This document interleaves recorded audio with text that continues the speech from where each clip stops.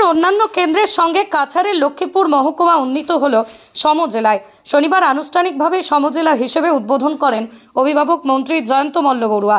এই উপলক্ষে ফুলের তলে সদ্ভাবনা ভবনে আয়োজিত এক অনুষ্ঠানের আয়োজন করা হয়।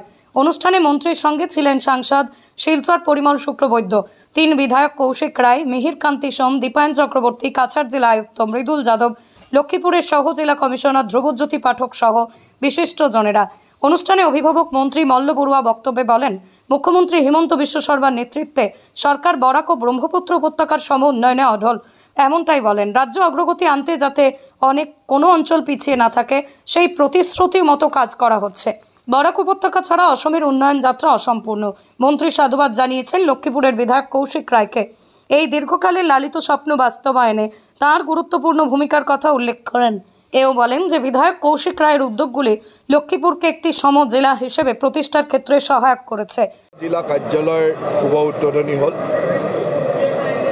1992 চনৰ পৰা লক্ষ্মীপুৰ মহকুমা আছিল আৰু আজি মাননীয় মুখ্যমন্ত্ৰী ডাঙৰীয়াৰ নেতৃত্বত আমাৰ সন্মানীয় বিধায়ক কৌশিক ডাঙৰীয়াৰ তৎপৰতাত আজি 5 অক্টোবৰত আমি লক্ষ্মীপুৰত সমজিলা কাৰ্যালয় উদ্বোধন কৰিলোঁ।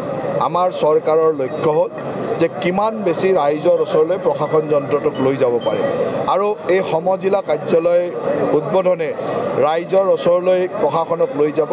এতিয়া লক্ষ্মীপুৰ অঞ্চলৰ বা লক্ষ্মীপুৰ সমষ্টিবাসী ৰাইজে কোনো সৰু কামৰ কাৰণে কাছাৰলৈ বা শিলচৰলৈ যাব লগাৰ কথা নাই।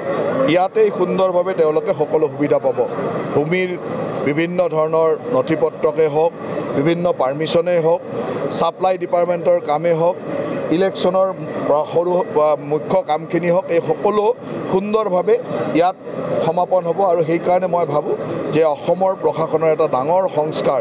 যোৱা 2টা দিনত আমি 39খন নতুন সমজিলা কৰিছোঁ। এই সমজিলাৰ লক্ষ্মীপুৰৰ এক অংশীদাৰ হৈছে আৰু লক্ষ্মীপুৰলৈ আহি মই আজি এই কাৰ্যালয় উদ্বোধন কৰি অত্যন্ত আনন্দ অনুভৱ কৰিছোঁ। লক্ষ্মীপুরের বিধায়ক কৌশিক রায় বক্তব্যে লক্ষ্মীপুরের সম্ভাবনাকে স্বীকৃতি দেওয়ার জন্য অসম সরকারের প্রতি কৃতজ্ঞতা প্রকাশ করেন। তিনি বলেন, এটি লক্ষ্মীপুরের জনগণের জন্য একটা ঐতিহাসিক দিন। সম জেলার মর্যাদা উন্নয়নের একটি নতুন যুগ নিয়ে আসবে এবং অগ্রগতির নতুন পথ খুলে দেবে। এতে অভিভাবক মন্ত্রী জয়ন্ত মল্ল বড়ুয়া এবং মুখ্যমন্ত্রী ডক্টর হিমন্ত বিশ্ব শর্মাকে তাঁদের এই সমর্থনের জন্য ধন্যবাদ জানান। লক্ষ্মীপুর মহকুমা হিসেবে ছিলাম, আজকের দিনে আমরা জেলা সমজেলা স্বীকৃতি মাননীয় মুখ্যমন্ত্রী মহাশয় আমাদেরকে দিয়েছেন। সমজেলাতে লক্ষ্মীপুরকে উন্নতিকরণ করা হয়েছে। এই জন্য আজকের দিন আমাদের জন্য অত্যন্ত আনন্দের দিন, অত্যন্ত গর্বের দিন। আমি প্রথমে আমাদের মাননীয় মুখ্যমন্ত্রী ডক্টর হিমন্ত বিশ্ব শর্মা মহাশয়কে ধন্যবাদ জানাই। আমরা দেখলাম যে 79 উপজেলা গঠন করার সিদ্ধান্ত নেওয়া হয়, কিন্তু গত কয়েকদিন আগে আসাম মন্ত্রিসভা যে বৈঠক হয় সেখানে সিদ্ধান্ত নেওয়া হয় যে আমরা এটাকে উপজেলা নয়, আমরা সমজেলা ইকুইভ্যালেন্ট ডিস্ট্রিক্ট, ডিস্ট্রিক্ট হিসাবে আমাদেরকে উন্নতিকরণ করা হয়েছে।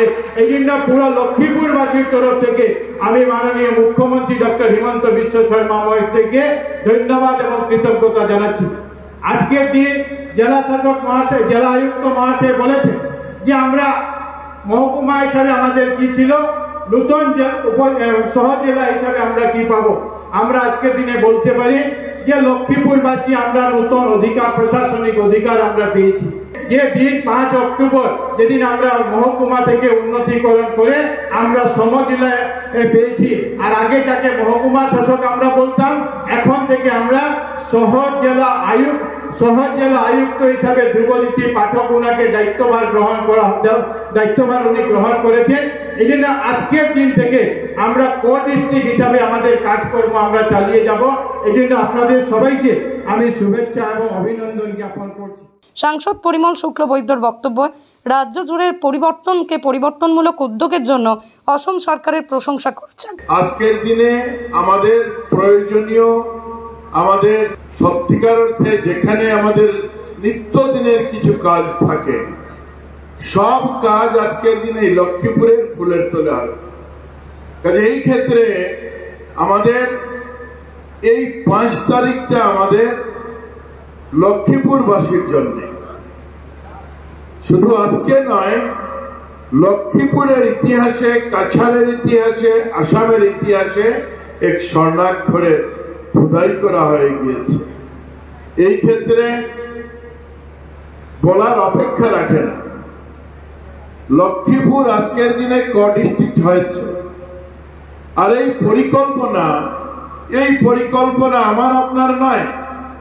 এই পরিকল্পনা আসামের মুখ্যমন্ত্রী শ্রদ্ধার হেমন্ত বিশ্ব শর্মা মহোদয় আসার পরে আসামের প্রত্যেকটা সমষ্টিকে কিভাবে উন্নত করা যায় তার যে প্রয়াস আরম্ভ করেছেন, কিছু সংখ্যক প্রয়াসের কথা আমাদের সম্মানিত বিধায়ক এখানে বলেছেন, কিন্তু আজকের যে প্রয়াস, এই প্রয়াস আগামী দিনে ভবিষ্যৎ নির্মাণ করবে।